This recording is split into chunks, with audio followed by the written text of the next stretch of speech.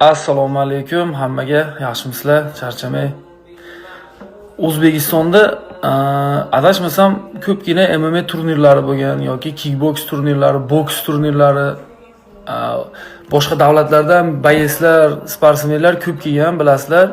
Lekin hech kim O'zbekistondan norozi bo'lib ketmagan. Sportsmenlar doim hurmatini joyiga qo'yilgan, yaxshi kutib, yaxshi chiroyli qilib jo'natilgan. Hozir biz O'zbekistonliklar chetga chiqsa ko'pi qanday sal shunaqa problemalarga uchrab keladi. Shu boyeslar urushib kelsa ko'pchilik qo'shiladi yoki qanaqadir bilmayman nima bo'ladi. Shunga tushunmay qoldim. Hozir bir ikkita video ko'rib qoldim. Bizi O'zbekiston boyeslarini chetga olib chiqib turgan представительlar sal e'tiborliroq bo'linglar. Hozir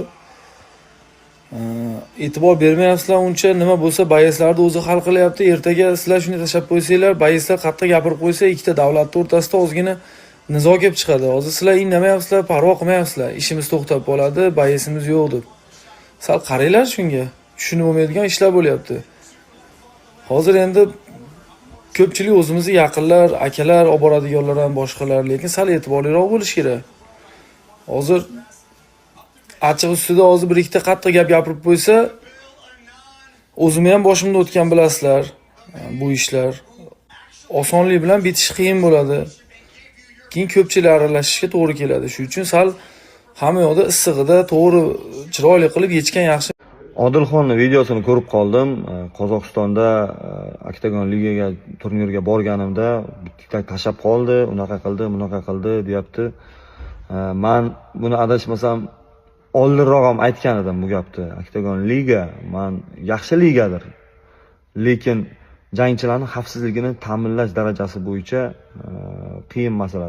Endi hamma ham u yerga katta komandasi bilan bora olmaydi. Yonida bir katta govdali bolalarni olib bora olmaydi. Agar jangchining xavfsizligini ta'minlay olmasa, ayniqsa mana bunaqa muxlis yig'ib beradigan va bu men ikkinchi, uchinchi marta eshitaman bu holatda, ne только Odilxon bilan bog'liq. Bu jangchilarning xavfsizligini ta'minlay olmasa, eng asosiy kassaga pul yig'ib beradigan, ya'ni prosmotr yig'ib beradigan, prosmotr ko'p bo'lgandan keyin reklamalar beradigan bolalarni xavfsizligini ta'minlay olmasa, bilmadim qanday kelishish kerak, bilmadim. Qiyin masala. Shu narsalarga e'tibor qaratsa zo'r bo'lardi. Mana kuzatayotgan blogerlardan, mana shu Telegramda, Instagramga video narsa qo'ya oladiganlar, mana shu narsalarni tez qo'yib tashlanglar.